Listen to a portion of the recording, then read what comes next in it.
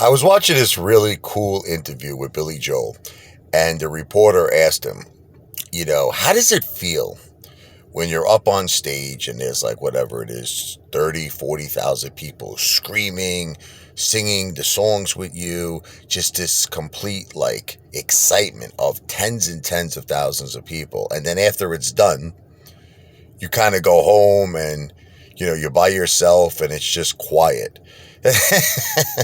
um, Listen, I've owned the biggest audience I've ever played in front of. I remember I did a concert in Marine Park, and it was for, I believe, Marty Golden, the Brooklyn senator. And I was playing his show at the Wicked Monk. This is many years ago, and I was doing my Billy Joel tribute band. This is when I was playing at Bay Ridge and, all around Brooklyn, and mostly Bay Ridge, though. And there was a lady in there who happened to be the promoter for Marty Golden, and she loved me. She hired me, for this big show, when he was just, I guess, running for a re-election. And I remember when I got there, it was me and my band. There was like, I don't know, it had to be like 1,000 people or more. I mean, it could have been over at least 1,000 people. It was so many people. Like the whole field, Marine Park, it was like this whole field was covered with heads and covered with people.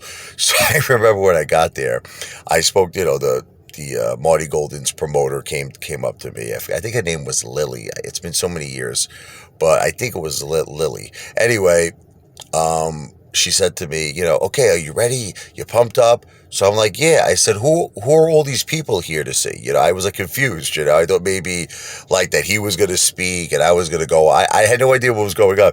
She's like, they're here for you. They're here for you. You're the entertainment. You're the show. And I was just like blown away. So I can't even imagine how Billy Joel must feel. I mean, he's been doing it his whole life. But what he basically said was, it's when you're on stage, it's like, you get this adrenaline rush, your heart's beating fast and it's just such excitement. And I know, like I said, I don't know how he feels because he's in stadiums. I mean, he does this, his whole life. Like I said, but that particular day, I have to tell you, I felt such an adrenaline rush, and I was just so psyched up, and I was so excited. And like Billy Joel said, it's kind of like, see, Billy Joel's a regular guy. He's like one of us. He's one of the boys. He has no bodyguards, even though he's a superstar. Like people went up to Billy Joel, like they knocked on his door. They actually went to his house. It's crazy. It's like in the Hamptons. They like knocked on your. You open the door. Hello, it's him. It's not like there's like a friggin', there's bodyguards or there's whatever, a butler. It's him, just opening the door. But same thing when he's done with a concert. Like, from what I understand, he just drives himself home. Sometimes he takes a boat home. He's got his boat and, from Manhattan. He's like a regular dude, and he goes, it's amazing what a surreal feeling, when there's 20, 30,000 screaming fans and then you're just by yourself in the car. He goes, it's pretty crazy. And like I said, I don't know. I mean, he's a superstar. I don't know how it feels. I just could tell you from my brief experience when I played in front of 1,000 people, and they loved me, by the way. They were screaming. I was doing Billy Joel's music. Listen, I threw a couple of originals, and, I love doing that. I used to do my Billy Joel tribute band, but then and what's funny? A lot of times they would think it would be Billy Joel's song. Like, I do some of my originals, like the Brooklyn song, Back Into My Arms, whatever it is, Runaway, Middle of the Night.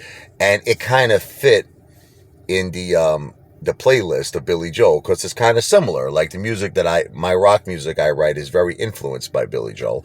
So when I'm playing this song, like the Brooklyn song, which is my original composition, look it up, by the way, if you never heard it. Look up Richie Lavoie, the Brooklyn song. And when you see the Coney Island, you'll see the Wonder Wheel, I think is the thumbnail. Click on that one. That's the best version of it. And not virgin. What are you thinking, Father? What's running through your mind right now? Version of it. It actually shows a great slideshow of Brooklyn to all my favorite restaurants.